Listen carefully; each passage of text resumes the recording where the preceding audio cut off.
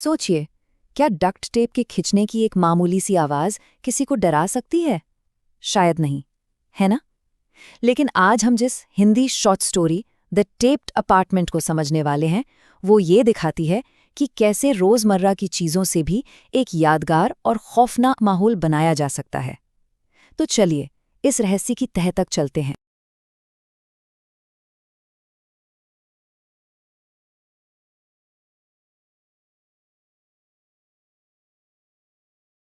कहानी की शुरुआत होती है मुंबई की बारिश से। वो बारिश जिसकी आवाज इमारतों से टकराकर एक अलग ही माहौल बना देती है। लेकिन इस कहानी में ना, ये बारिश सिर्फ मौसम नहीं है, ये खुद एक किरदार की तरह है। ये अकेलेपन का एहसास जगाती है और उस रहस्य के लिए स्टेज सेट करती है जो बहुत जल्द सामने आने वाला है। तो हर अच्छी हॉरर कहानी की तरह इसकी शुरुआत भी एक ऐसे ऑफर से होती है जिस पर यकीन करना मुश्किल हो, और यहीं से शक का पहला बीज बोया जाता है। तो चलते हैं कहानी के पहले हिस्से की ओर, एक अविश्वसनीय सौदा। तो हमारा मेन कैरेक्टर है अरहान, 24 साल का एक फ्रीलांस हॉरर वीडियो एडिटर। वो मुंबई जैसे महंगे शहर में रहने के लिए एक सस्ता अपार्टमेंट ढूंढ रहा है।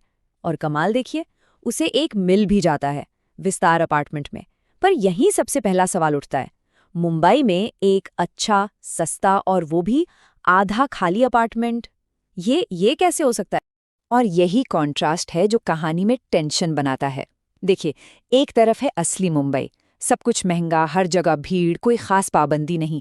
और दूसरी तरफ है ये विस्तार अपार्टमेंट, अजीब तरह से सस्ता, खाली खाली, और एक अजीब सा नियम, रात 9 बजे के बाद कोई गेस्ट नहीं। ये सिर्फ नियम नहीं है, ये पहले रेड फ्लैग्स हैं। और इस पूरी मिस्ट्री को और बढ़ा देता है वहां का मकान मालिक। वो ना सवालों के सीधे जवाब ही नहीं देता, बस गोलमोल बातें। उसकी ये अजीब हरकतें बिल्डिंग के रहस्य को और भी गहरा कर देती हैं, जिससे अरहान का शक और पक्का हो जाता है। तो अब कहानी उस पॉइंट पर आती है जहां पहली सुपरनैचुरल घटना होती है। और ये हमें दिखाती है कि असली डर किसी बड़े से मॉन्स्टर से नहीं, बल्कि एक बहुत ही मामूली रोज की आवाज से भी पैदा हो सकता है।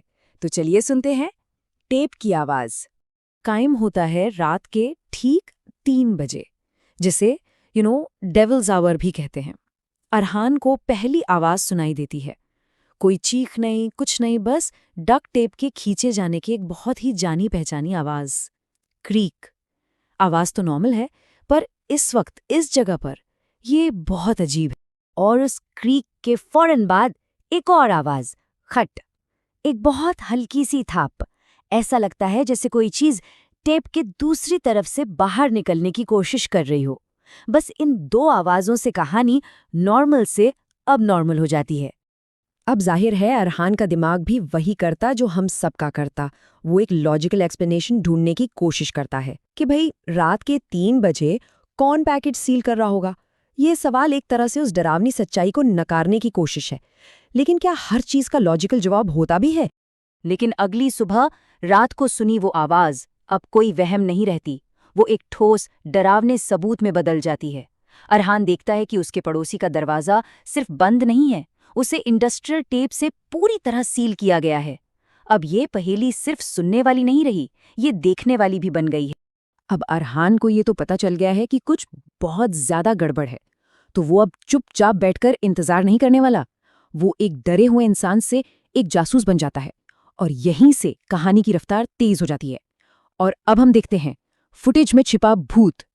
तो अरहान को ग्राउंड फ्लोर पर एक डिसकनेक्टेड सीसीटीवी कैमरा मिलता है, और मकान मालिक की वो अजीब सी बात कि यहाँ जो भी होता है दिन में नहीं होता, उसकी हिम्मत और बढ़ा देती है। वो फैसला करता है कि अब वो खुद सच का पता लगाएगा। अब ये पार्ट कहानी में बहुत अच्छे से सस्पेंस बिल्ड करता है। सोचिए, अरहान घंटों की फुटेज को फास्ट फॉरवर्ड कर रहा है। खाली कॉरिडोर, रात के 1 बजे, 2 बजे, 2:30 बजे, कुछ नहीं। और हमारा ध्यान भी बस उस एक पल पर है जब कुछ अजीब होने वाला है। ये इंतजार ही डर को कई गुना बढ़ा देता है। और फिर इंतजार खत्म होता है ठीक 2:49 पर। फुटेज में एक परछाई दिखती है, लेकिन ये कोई लाल साड़ी वाला टिपिकल भूत नहीं है। ये लाल टेप में लिपटा हुआ एक फिगर है, और वो चल नहीं रहा, वो हवा में तैर रहा है। ये इमेज ट्रेडिशनल हॉरर से हटकर कुछ बहुत ज्यादा डिस्टर्बिंग है। तो अब तक जो डर था वो बगल के अपार्टमेंट तक ही था, पर अब वो अपनी हदें पार कर रहा है। खतरा अब बाहर नहीं बल्कि अरहान के अपने सेफ स्पेस में घुसने की कोशिश कर रहा है। अब बारी है दीवार से आती एक आवाज की, और ये डर भी ना धीरे धीरे बढ़ता है।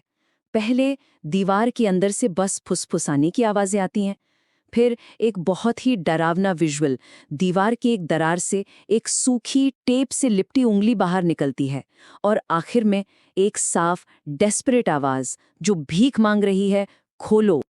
और ये कहानी का सबसे बड़ा टर्निंग पॉइंट है। अरहान और उस एंटिटी के बीच की जो दीवार थी वो अब टूट रही है।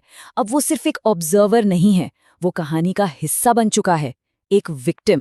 अब कहानी के जो अलग अलग टुकड़े थे वो जुड़ने लगते हैं। जो कुछ भी हो रहा है उसे अब एक मतलब मिलने वाला है, और ये सब जुड़ा है सुबह के 2:49 के उस रहस्य से। पहेली का एक और हिस्सा सामने आता है, लेकिन इस बार किसी इंसान से नहीं। सीढ़ियों पर एक औरत मिलती है जो उसे सीधे सीधे चेतावनी देती है, बगल वाला कमरा मत खोलना। ये वार्निंग कंफर्म कर देती है कि उस टेप वाले कमरे में कोई भयानक राज दफन है। अब कहानी सुपरनैचुरल से निकलकर रियल वर्ल्ड से जुड़ जाती है। अरहान ऑनलाइन कुछ ढूंढता है और उसे एक पुरानी न्यूज़ हेडलाइन मिलती है, मालाड की एक महिला लापता, आखिरी बार सीसीटीवी में देखी गई। ये कहानी को और भी ज्यादा खौफनाक बना देता है, क्योंकि अब ये सिर्फ एक भूत की कहानी नहीं है, ये एक असली इंसान की कहानी है।